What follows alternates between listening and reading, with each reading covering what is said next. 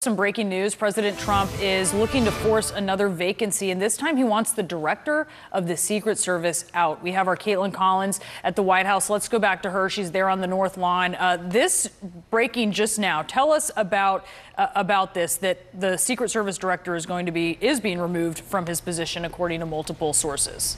That's right, Brianna. One day after the Homeland Security Secretary was forced to resign from her position, we are now learning that the Secret Service Director, Randolph Tex Alice, is also being removed from his position. Now, President Trump has instructed his Chief of Staff, Mick Mulvaney, to fire Alice, but he still remains in this position. But we're told that while he's still there, though, he is on the way out, Brianna, and they've asked him to leave the Secret Service. Now, an official told CNN, quote, "There is a near systematic purge happening at the nation's second largest national security agency," because, of course, you can't ignore that this is coming. The news of this is coming just one day after Kirstjen Nielsen walked into the White House yesterday, sat down with President Trump for about half an hour, and he demanded her resignation as he's grown frustrated with immigration numbers in recent days. This also comes as we're being told by several other sources that Stephen Miller, who was chief in critical in pushing out Nielsen, also wants several other DHS officials to leave DHS as well. Of course, Brianna, you know Secret Service falls under DHS, so this is, of course,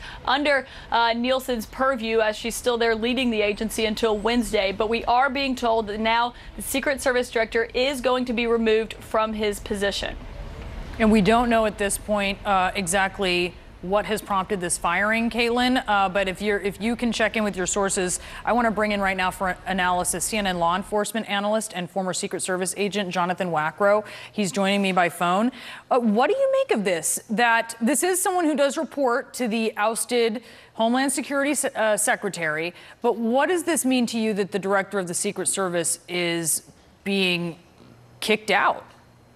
Well, what this is it's actually following a pattern here. I mean, everyone who was associated with the then Chief of Staff General Kelly, including the outgoing DHS Secretary and now Director Ailes. I mean, there seems to be just a pattern here of cleaning house anyone that was associated with General Kelly at that point in time. In terms of the strategy for the Secret Service, if for this to happen now, is probably in terms of timing, the best that it could possibly happen. We're just prior to kicking off the 2020 campaign, presidential campaign. So having a new, fresh look at leading the Secret Service in terms of timing, this is probably the best timing as possible. The director has been in position for just about 2 years. But he's failed to move the needle in terms of a lot of the reputational issues that the service has had in the past, a lot of the managerial issues. So this is I think, an appropriate call by the president to make at this time. And there's also this issue of someone illegally entering Mar-a-Lago, right? They didn't get through, obviously, sort of to the inner ring of security, but this was a woman who was carrying Chinese passports, phones. She had a flash drive that contained malware. Mm-hmm. Do you see that playing into any of this or no? I think it's tangential to the overall issue that's plagued the Secret Service for a long time, which is the appropriate level of governance and oversight that came from the senior leadership that's pushed down into the operational execution for the service. Again, listen, the Secret Service has some longstanding problems around people, process, and technology.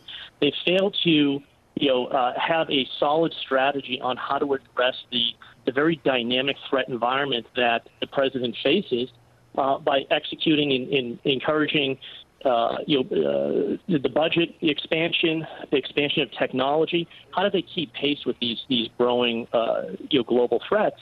So I think that the director was the first outside leadership choice for the service in its well over 150-year legacy, and there was a lot of hope that was built around that a new, fresh set of thinking would be brought in management for the Secret Service. And obviously, we haven't seen the needle move at all during his tenure, and I think that this was an appropriate time as the direction is changing at DHS, changing the direction of some of the components, just falls in line with that. All right, Jonathan Wackrow, former Secret Service agent, thank you so much. And speaking of security concerns,